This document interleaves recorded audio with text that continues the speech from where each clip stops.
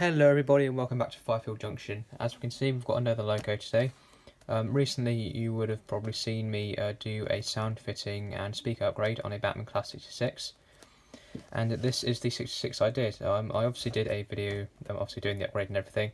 I thought, well, since I've upgraded her and yeah, got it running really well now, I thought it would only be fair to just do a quick review on her. Obviously I have reviewed a few Bachmann 66s in the past, but this is the first old style Bachmann 66 that I've looked at.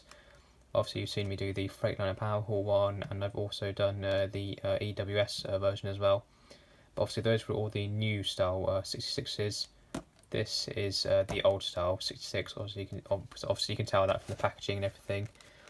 And also this, well, she was an 8-pin DCC ready model. She's 21 pin now because I bought a new chassis for her.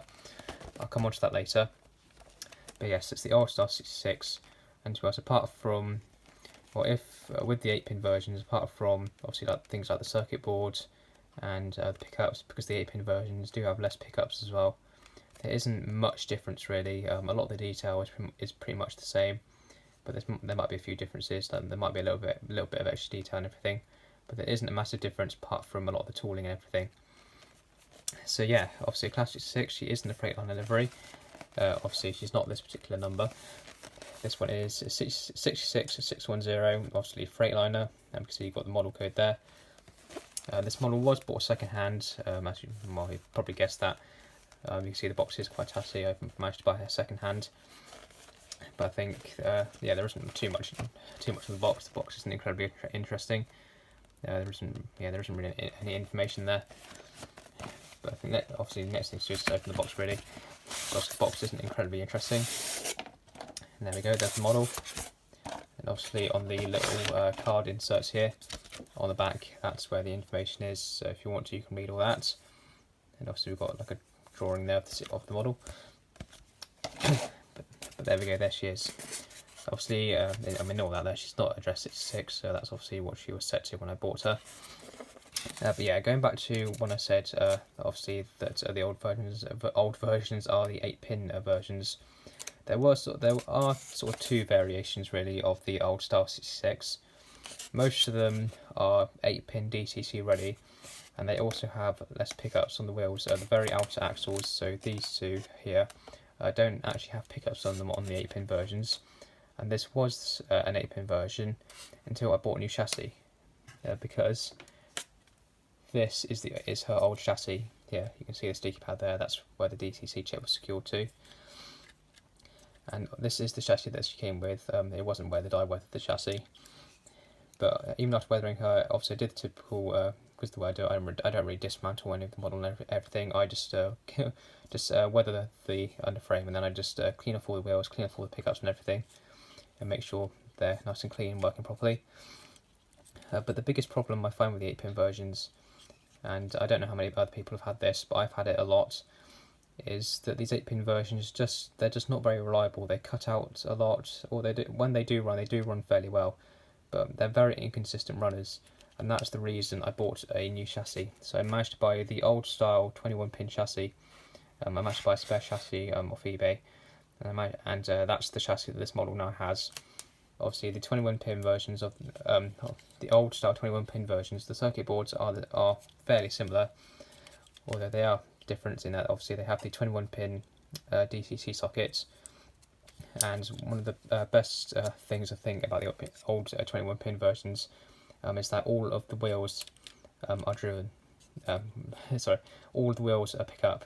Obviously, you can see there's pickups on these two axles here, but there are no pickups on the very outer axles, as you can see.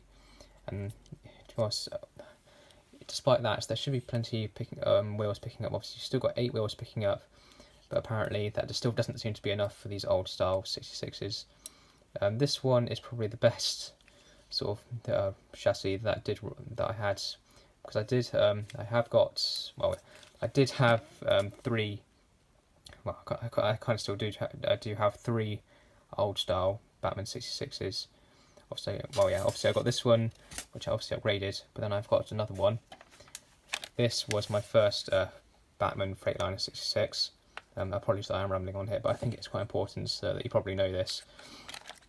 This was my first Bachmann 66, and it had the exactly the same chassis as this, but again I had the exact same problem where it kept cutting out. It just wasn't very reliable.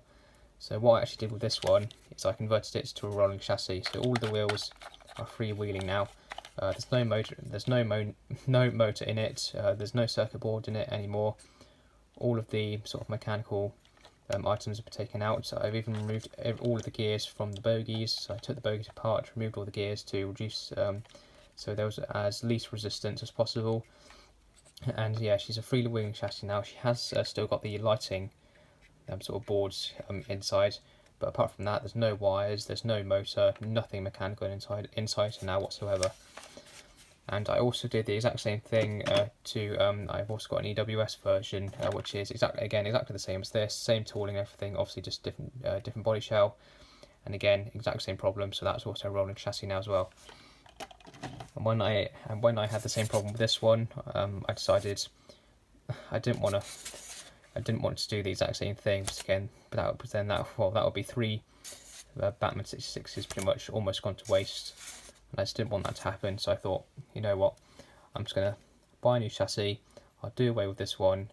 This one will eventually receive the same treatment as this one, where again I'll pretty much strip all the mechanical items out. So I'll take out the circuit board, all of the wires, all the pickups will come out, motor will come out, everything.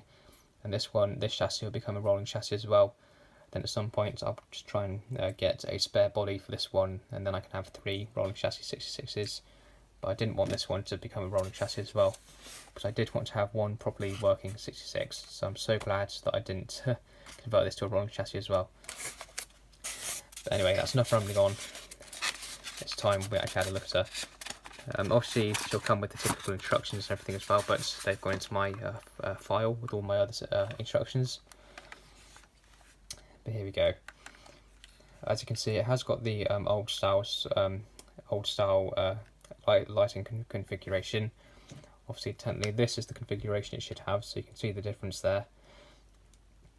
But I'm pretty sure this was the first lighting configuration that our Freightliner 66s had, because I have seen a few images and videos of them with this configuration. I don't think it lasted incredibly long, but I could be wrong.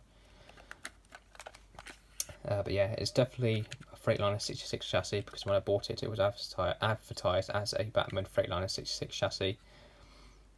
So that's why I bought it, because I knew it was definitely the right one. But well, even if it is wrong, it looks fine to me. As you can see, we've got a typical driver in the cab, which is, well, that's typical Bachmann, that's what they do. Obviously the bogies turn nicely, and as you can see, I hope you can see that, all of the wheels on that bogie have pickups, and obviously all of the wheels on this bogie have pickups as well. She has got them couplings. I've put a KD in this end, because all of the front wagon on all of my freight rakes, or most of them, have KDs on them, because I think they just look a bit nicer and it's easier to do coupling and uncoupling. On this end there's no coupling, although there isn't an end pocket there, you can see. And it's got a little bit of detail at this end, such as a chain link coupling and everything, which I think looks really good. Sprung buffers, as you'd expect on a model like this. Nice little detail on the end. We've got some, I think that's a lamp hook there. It might be somewhere maybe you could put like a headboard, maybe if you're using it for a rail tool. You've got warning signs, really nice livery application. You can see there's sort of like a little bit of what looks like mud on the side, but that's just where I did the weathering. But obviously when I weathered it, obviously you can see this is the chassis that it had. You can see the weathering on that chassis there. And obviously where I've changed it over, there's still a bit of weathering on the body. But I didn't want to risk weathering this underframe to sort of reduce the sorry about that. I didn't want to weather it because I didn't want to ruin the performance in any way. So yeah, I just want to make sure it works properly, it runs really well. I don't want to do anything that sort of risks jeopardising the really good running of the model.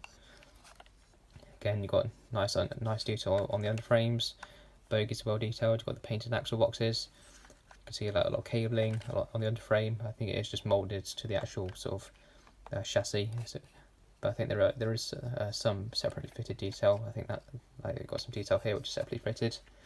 The grills are really nice. You can't actually see through them. On the top one, you can sort of see through underneath there. You can't actually see through into the chassis underneath. But it is a proper mesh grill on top, which is good. She has got working lights as you'd expect. So obviously you got the top one lights up, and this one lights up here when it comes towards you. When it goes away from you, the two little red lights that light up. I'm pretty sure she has got day and night time running lights. No, she hasn't. She hasn't got day and night running lights, although the old style chassis does. The 8-pin version does. As you can see, you've got A and B, which is for day and night. However, on this one, you've got on and off, which I think is the option to have. You can have the tail lights on and off if you want. To. So if you're running her and you don't want the tail lights on because she's almost always going to be behind pulling a rake of wagons, then you can turn that switch off, and the tail lights will be off. So you've got the option there if you want to. Obviously the roof, again, you've got the exhaust detail here. This weathering on the exhaust I didn't actually do. That was there when I actually bought the model, which is quite good. And again, I thought obviously the livery is really good. It looks very accurate. Also, I'm very familiar with the Freightliner livery because I also get a lot of it around this area. Then you've also got the number there as well. I think that's the sort of like the. Well, it's not the builder's plate. I think it's like the documentation or something, which tells you maybe like I think it tells you like the loco weight. I think it tells you where the loco is based as well. But I don't think my phone can zoom in enough to focus to see what the plate actually says. But there is proper writing on it and everything. But yeah, overall it's a really good model. Obviously plenty of weight as you'd expect. These Bachmann 66s, when they work properly, they are very, very good. And I do recommend, if you are going to buy one, either go for the old style 21-pin version or go for the new style version. I do recommend pretty much always going for the newer versions, but the older versions, they aren't too bad. Obviously you can get the old 8-pin versions, and these do work well, but I tend to avoid the old style versions now, since I've had 3 of them and they've all suffered the same issue, and I have had people commenting saying that they've had the same issue as well. But the 66s, when they do work, they are very good, and one of the best things about these is they run so well. So let's put her on the track and see how she runs.